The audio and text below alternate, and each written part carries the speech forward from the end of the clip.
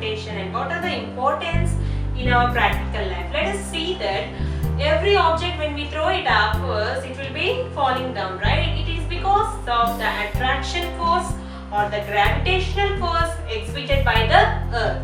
Therefore, for the first important law of gravitation is the force that binds us to earth. That means everyone are binding up to the earth. That means we are coming to a rest position that is on the earth itself. That means we are binding up to earth, right? And the second one is the motion of the moon around the earth. That is, we have seen that is a centripetal force. And the motion of the planets around the sun, it is also the same force exhibited there. And the tides due to the moon and the sun. That means when you observe the seashores, or if at all, we will be seeing that the tides will be flowing up, right? This is the shape that tides will be flowing. That is, the up one is known as the crest and the lower one is known as the mantle, right? Therefore, we will be saying that there will be an attraction between the sun and moon in between of these tides. That means we will be saying that solar eclipse and lunar eclipse, right? That is which is because of the tides and their currents, and it is related to this, and we will be seeing this briefly in the social. And let us see, these are the four important points we have derived, we have observed by the help of universal law of gravitation, right? Now let us see the free fall. What is free fall? That means, suppose if you throw an object upwards, it will just fall down, right? That means this is the free fall of the object. That means you are not pushing it to fall down, or you are not applying any force to come down, but it is just falling down, right? That is the free fall. That is, it is mainly because of the gravitational force which is acting, and thus the objects will be falling freely onto the earth. Therefore, that is known as free fall. And you have to observe one thing. If I am throwing this pen with a velocity of 5 meters per second, then is that pen will fall with the same velocity, with the same direction? That is our question. Let us observe that if I throw like this, the direction, it doesn't change, right? It went upward and it came downward as the path, how it went upward, it came in the same manner downward, right? Therefore, we can say that the direction will not change in the free fall of an object, but the velocity changed.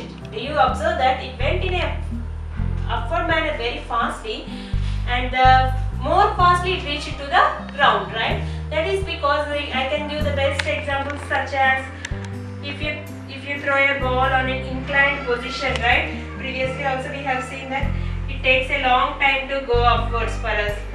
While coming, like if we climb the steps also, it takes more effort. That means the energy consumed is more to climb the steps.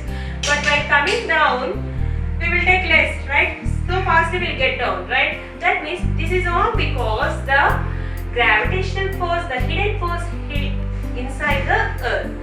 So the velocity of a free falling body changes.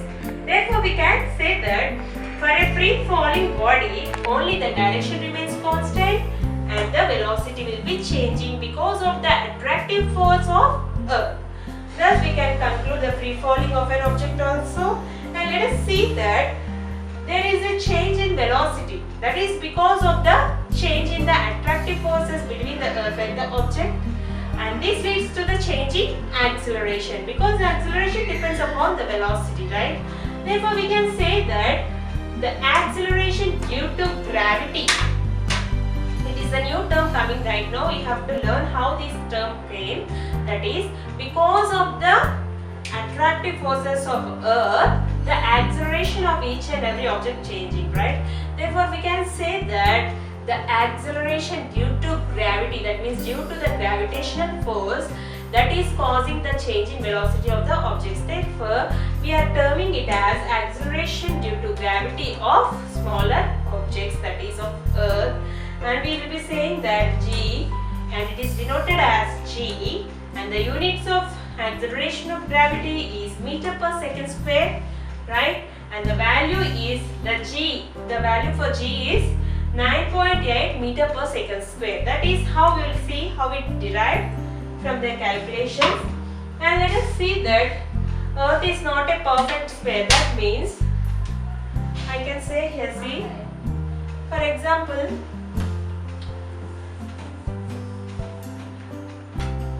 perfect sphere means having a exact round shape or circular shape, right? Then that is known as perfect sphere.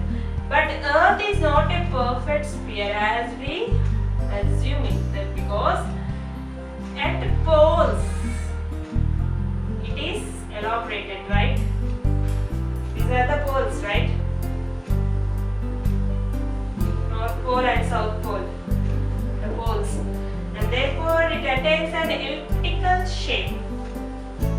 Elliptical shape it is known as,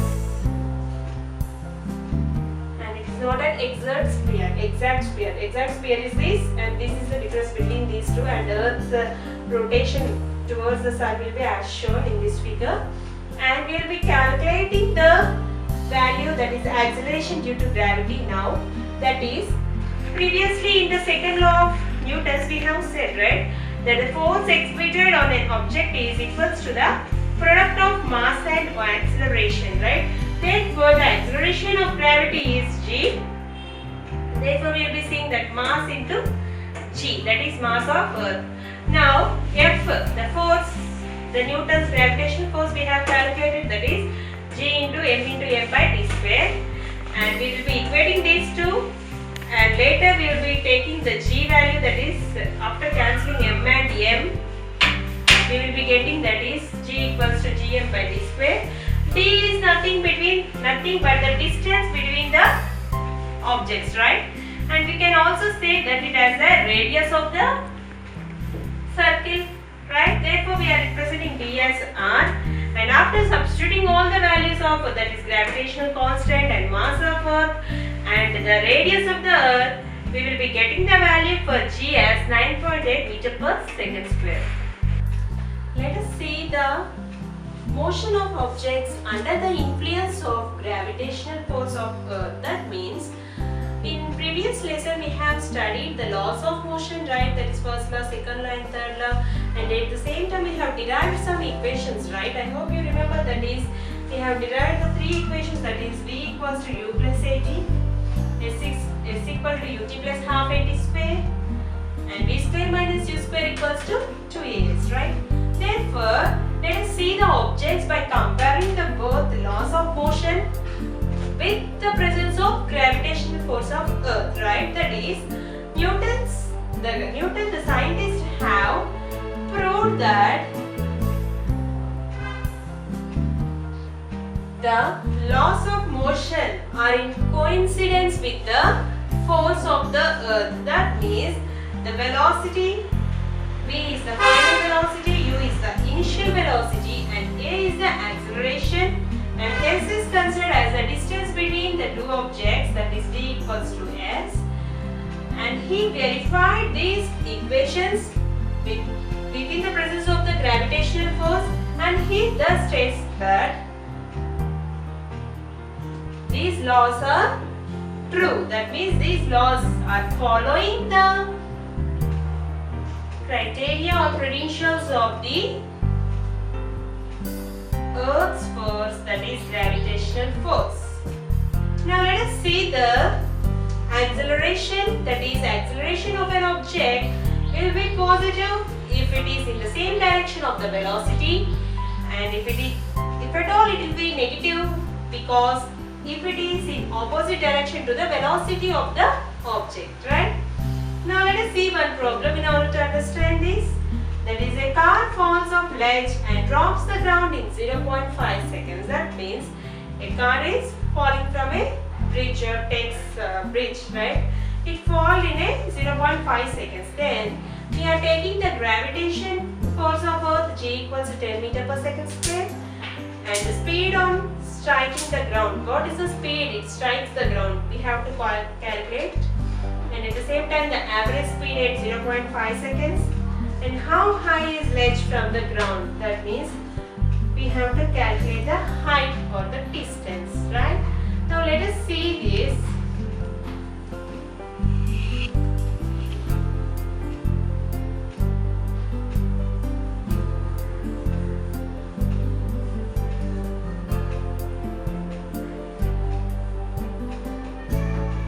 Let us use the first equation of law of motion, that is v plus u equals to at or v minus u equals to at. It depends upon the direction of the object, right? Now let us consider that initial velocity is 0. Therefore v will be equals to at, right?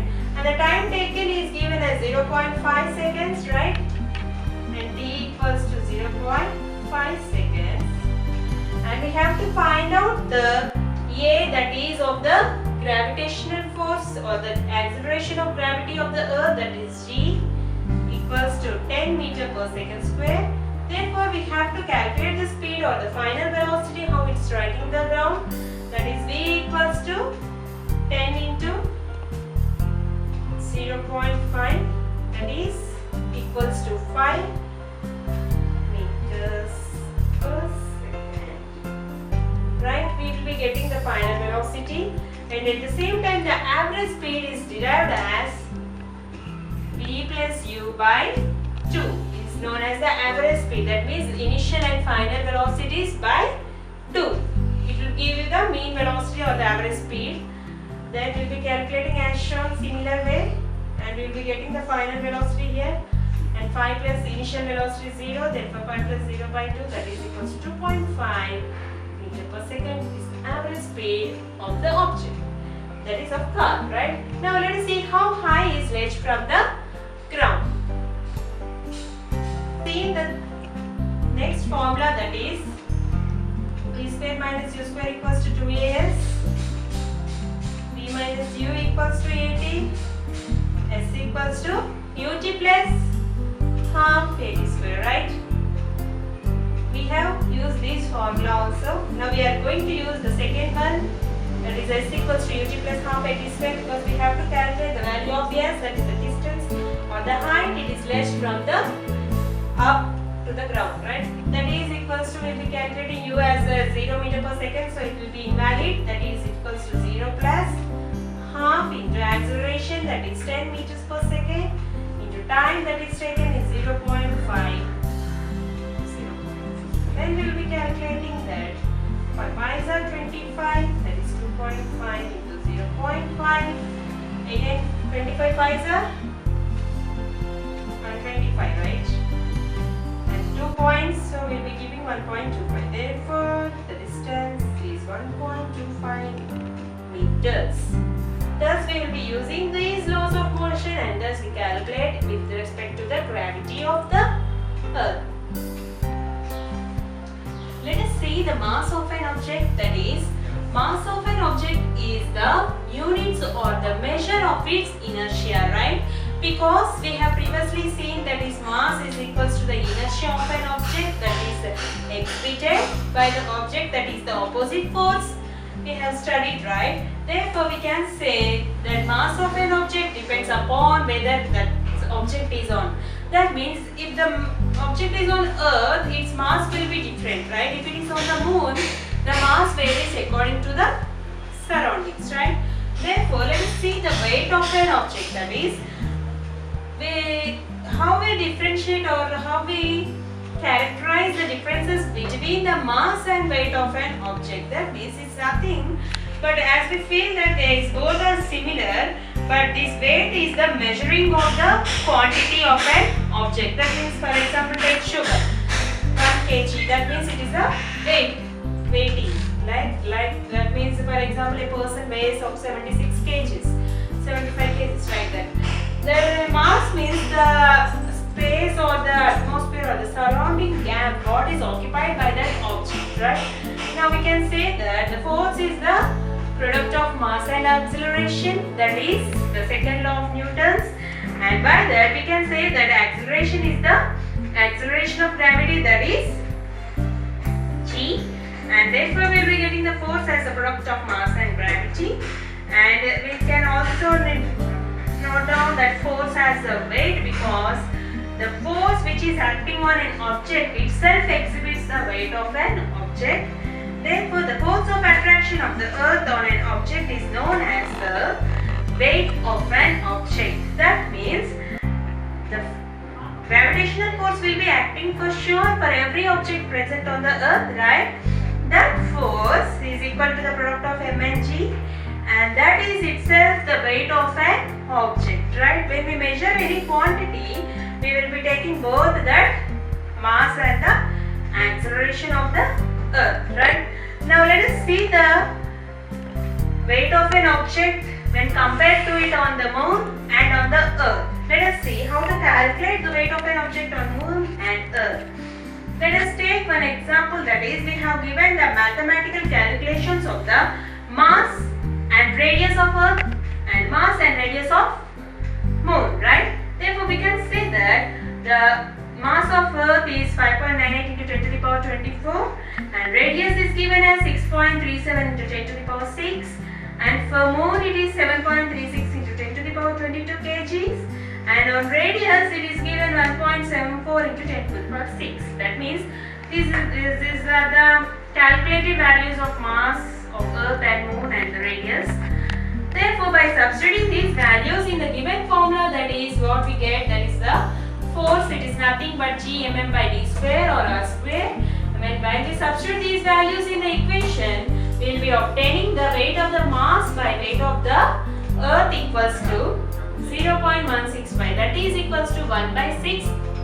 And when we take weight of the moon, it will be said that as weight of the moon equals to, this will be provided like this, that is 6 into weight of the moon equals to 1 time of the weight of the earth. That means the weight of any object on the earth is itself equals to the 6 times of its earth, 6 times of its weight on the moon. That means, suppose for example, let us take the weight of a person is 60 kgs on earth, right? Then what will be the weight of the person on the moon? That is 60 by 6, right? That is equals to 10 kgs on moon. Therefore, 6 times of 10 kgs will be 60 kgs of his weight on the earth. That's why we feel that as if we are in lightweight when we are on the moon when compared to earth. That's why all objects will be rotating around in space also. That's the main cause and the main reason, because of the reduction in weight or mass.